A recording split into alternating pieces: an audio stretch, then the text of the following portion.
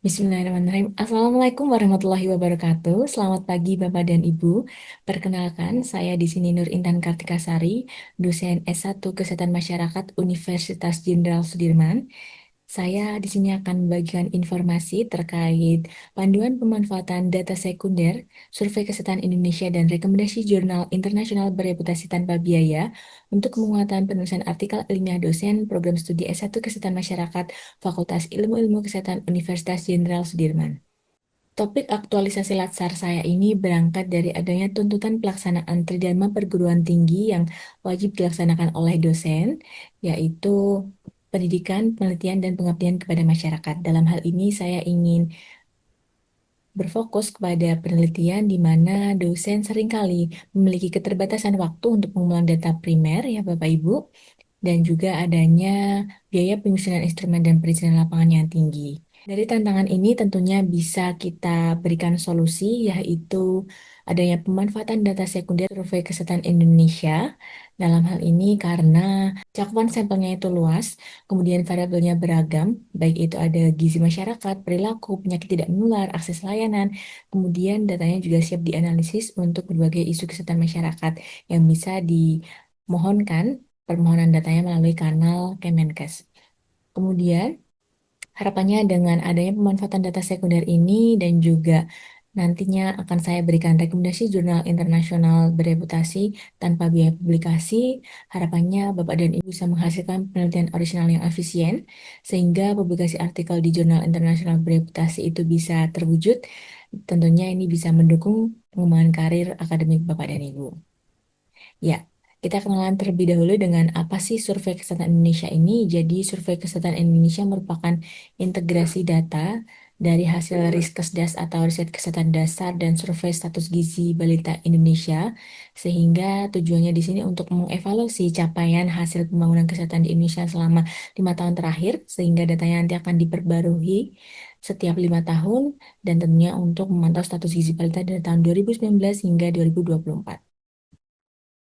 Ini adalah gambaran representasi nasional terkait survei kesehatan Indonesia dengan total responden keseluruhan sekitar 1.191.692 responden. Dari total responden keseluruhan tersebut ada kelompok rumah tangga biasa, kemudian rumah tangga balita yang memiliki balita, kemudian responden antropometri balita, serta responden wawancara dan pengukuran.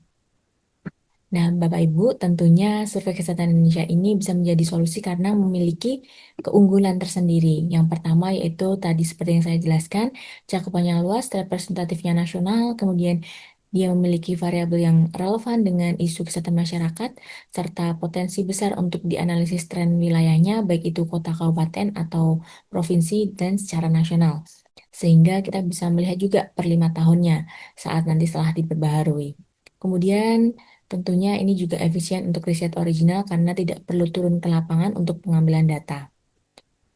Namun di sini memang ada beberapa tantangan, keterbatasannya yaitu kita perlu mengecek variabel yang ada di kuesioner sehingga kita tidak bisa menggunakan variabel sesuai keinginan tersendiri. Mungkin bisa disesuaikan dengan kuesioner yang sesuai dengan topik penelitian yang selama ini Bapak Ibu ambil. Kemudian desainnya itu cenderung cross-sectional, lalu definisi operasional perlu penyesuaian dan perlu dicek missing datanya dan perlu memperhatikan sensitivitas bobot dan nanti akan saya jelaskan bagaimana caranya.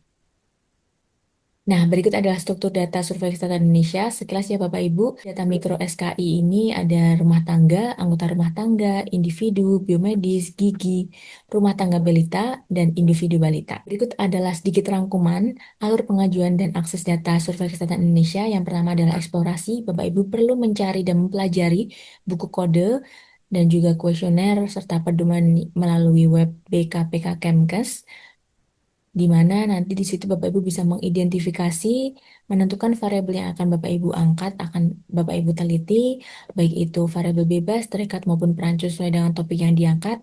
Lalu kita akan mengajukan surat permohonan ke layanan data kemkes.go.id terkait dengan variabel yang akan dimohon. Dan tentunya nanti setelah divalidasi akan diterima nih data yang dimohonkan tadi. Nah, untuk lebih jelasnya, mari kita simak bagaimana cara mengakses data SKI ini di kanal yang sudah disediakan oleh www.badankebijakan.kemkes.go.id data mikro SKI. Baik, berikut adalah laman dari Kemenkes BKPK di mana data mikro SKI ini bisa kita akses terkait dengan buku kodenya, terkait dengan pedoman analisis dan kuesionernya. Mari kita cek satu persatu ya Bapak Ibu. Jadi di sini Bapak Ibu bisa mengecek apa saja variabel yang tersedia, kodenya seperti apa. Ini di bagian pemeriksaan biomedis. Kemudian di bagian buku kode individu, di sini ada apa saja kodenya, kemudian variabel apa saja yang tersedia untuk di buku kode individu, lalu di buku kode gigi seperti berikut terlampir. Kemudian yang sesuai dengan topik Kesmas itu juga ada buku kode balita. Ini kita bisa melihat kodenya, kemudian ini menjelaskan variabel apa. Lalu pedoman analisis. Nah, disinilah Bapak Ibu bisa mempelajari bagaimana pembobotan itu terlaksana. Jadi di sini ada gambaran sampel dan populasinya. Seperti yang tadi sudah saya jelaskan, nanti akan saya jelaskan lebih rinci ya Bapak Ibu. Ini adalah struktur datanya. Kemudian bagaimana cara pembobotannya itu bisa disesuaikan dengan software yang akan Bapak Ibu gunakan. Jika Bapak Ibu menggunakan Stata, maka berikut adalah komennya. Kemudian berikut adalah komen yang bisa digunakan untuk penggunaan SPSS. Sekilas itu adalah bagaimana cara pembobotan dan untuk selebihnya analisis datanya Bapak Ibu bisa mempelajari melalui pedoman analisis berikut maupun bisa mengikuti pelatihan statistik. Kemudian ini adalah kuesionernya. Nah, penting sekali untuk mengetahui apakah kode-kode yang tadi sudah ada di buku kode itu benar ada atau bagaimana jenis-jenis pertanyaan yang tersedia di setiap variabel. Apakah itu pertanyaannya singkat ataupun ada banyak pilihannya. Ini yang versi bahasa Inggris dan ini yang versi bahasa Indonesia.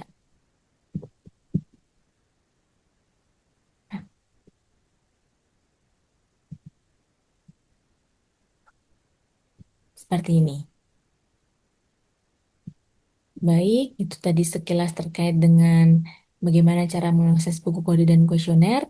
Untuk kemudian adalah kita mempelajari nih, setelah kita mengetahui apa variabel yang akan kita minta, kita perlu mengetahui alur pelayanan terkait dengan pengajuan variabel yang akan digunakan. Jadi pertama adalah penyiapan dokumen. Bapak Ibu bisa mengajukan kepada layanan data .kemkes.go.id, kemudian melampirkan surat permintaan yang ditujukan kepada Kepala Pusat Data dan Teknologi Informasi dengan surat berupa yang sudah ditandatangani oleh pimpinan instansi kita. Dalam hal ini adalah Bapak Dekan, Prof. Budiaji, kemudian mengisi sumber data, lalu mengisi data variabel yang diminta. Untuk kemudian ada verifikasi dokumen, lalu nanti Bapak Ibu bisa mengisi non-disclosure agreement, lalu setelah diverifikasi nanti akan diproses nih variabel yang tadi dimohon. Nah, saya akan menjelaskan secara teknisnya seperti apa gambaran terkait dengan alur permohonan data ini. Kita lanjut ke slide PPT-nya. Ya, berikut adalah tadi ya penjelasan terkait alur pelayanan portal layanan data Kemenkes tadi Bapak Ibu. Berikut adalah contoh surat permohonan data SKI yang ditujukan kepada Kepala Pusat Data dan Teknologi Informasi Kemenkes RI dan di sini ditandatangani oleh pimpinan instansi. Kemudian nanti dilampiri variabel yang dimohon. Di dalam panduan saya sudah melampirkan contoh variabel yang bisa dimohon sehingga nanti saya akan tampilkan ya Bapak Ibu. Setelah kita menyiapkan surat tadi, permohonan kita menuju ke kanal yang tadi ya Bapak Ibu, yang layanan data.kemkes.go.id. Kita di sini mengisi identitas, kemudian data yang diminta, kemudian variabel yang diminta, tujuannya, dan identitas pribadi. Kemudian kita konfirmasi non-disclosure agreement sehingga kita bisa mengakses terkait dengan progresnya di sini. Saya kemarin permohonan datanya dari tanggal 2 sampai tanggal 5 sehingga kurang lebih hanya sekitar 4 hari saja. Nah, ini adalah notifikasi yang akan kita peroleh yang bisa diakses di email yang juga terhubung dengan kanal tadi ya Bapak Ibu sehingga kita bisa langsung menganalisis variabel yang sudah kita mohon tadi.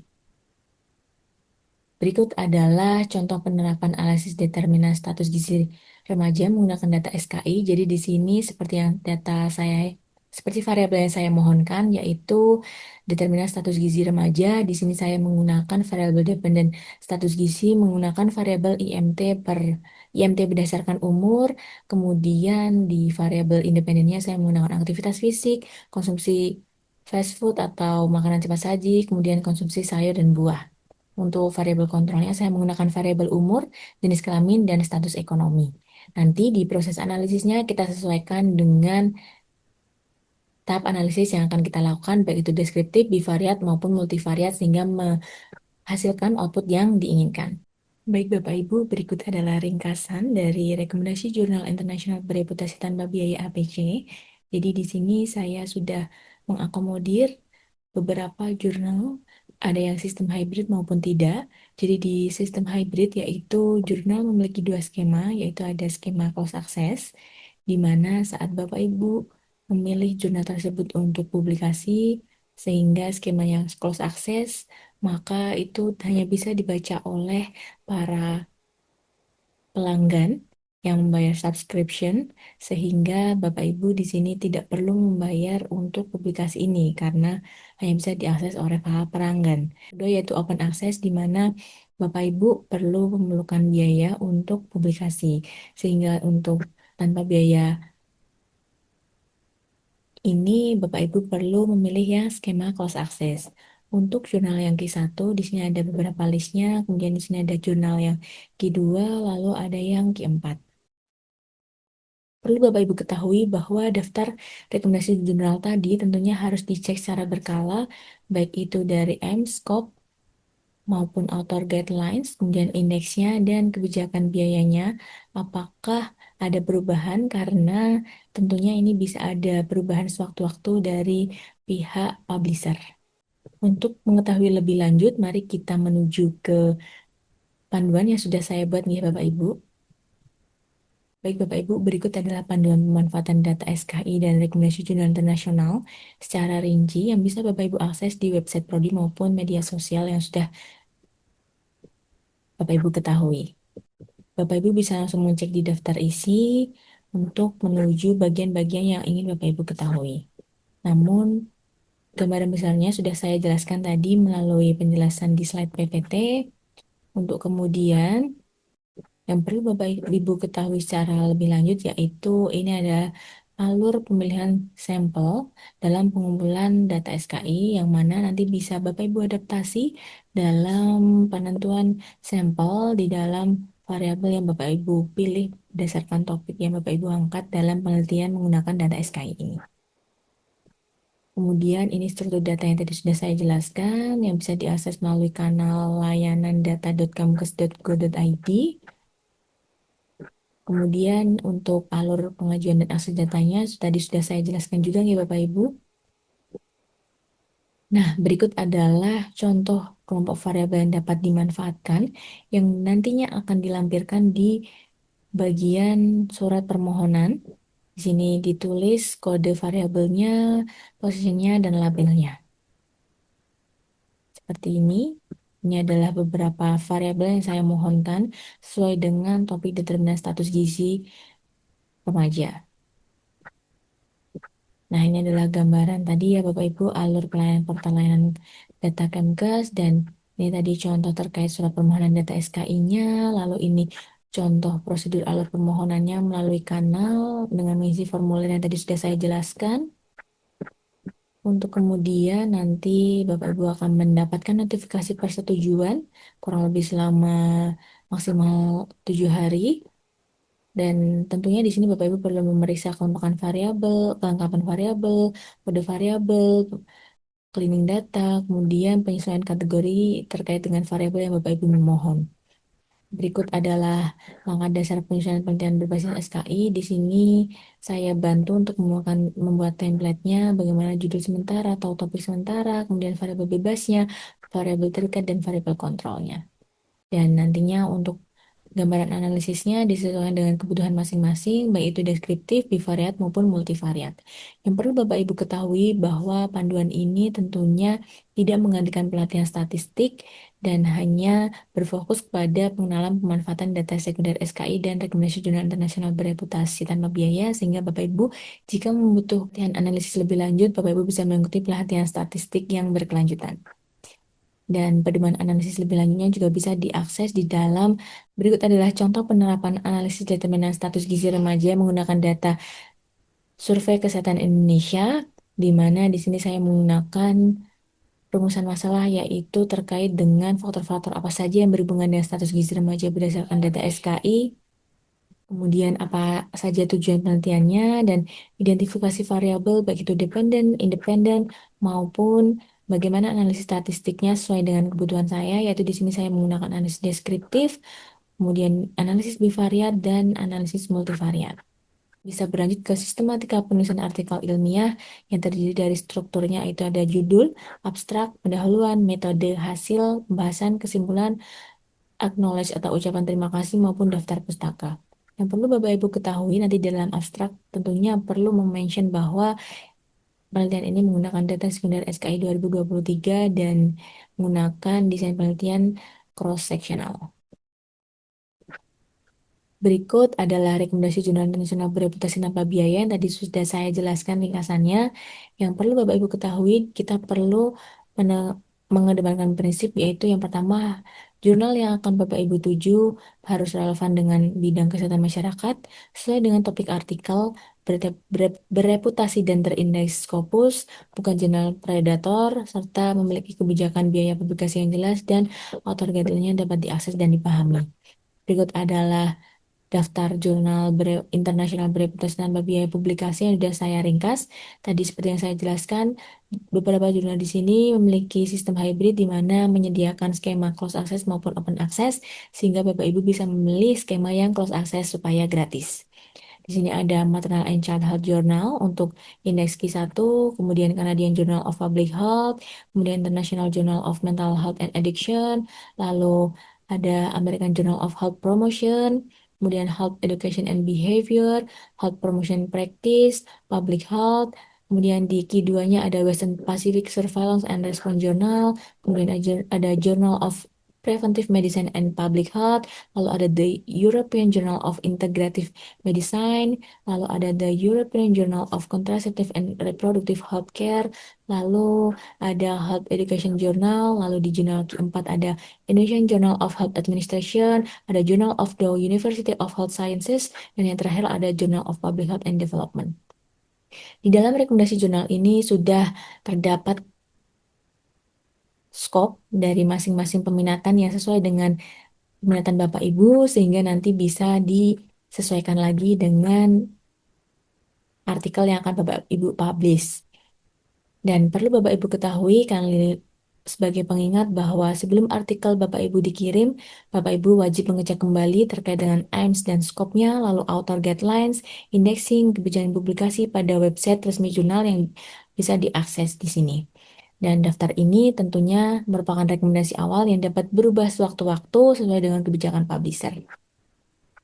Dan etika dalam penggunaan data sekunder Survei Kesehatan Indonesia ini tentunya yang pertama perlu mematuhi prosedur akses data resmi dan tidak boleh menyebarluaskan data mentah tanpa izin, perlu mencantumkan sumber data secara benar, tidak memanipulasi data, dan menggunakan data untuk tujuan akademik, salah satunya sebagai penunjang karir Bapak Ibu. Baik Bapak Ibu, kiranya itu yang dapat saya sampaikan, kurang dan lebihnya saya mohon maaf. Semoga apa yang saya sampaikan pada hari ini bisa bermanfaat dan diaplikasikan untuk mendukung penulisan artikel ilmiah Bapak Ibu sehingga bisa mendukung karir perdosenan Bapak Ibu. Sekian dari saya, burung merpati bulunya putih, terbang tinggi di pagi hari, ucapkan syukur terima kasih, jasa Bapak Ibu sangat berarti. Sekian dari saya, terima kasih. Wassalamualaikum warahmatullahi wabarakatuh.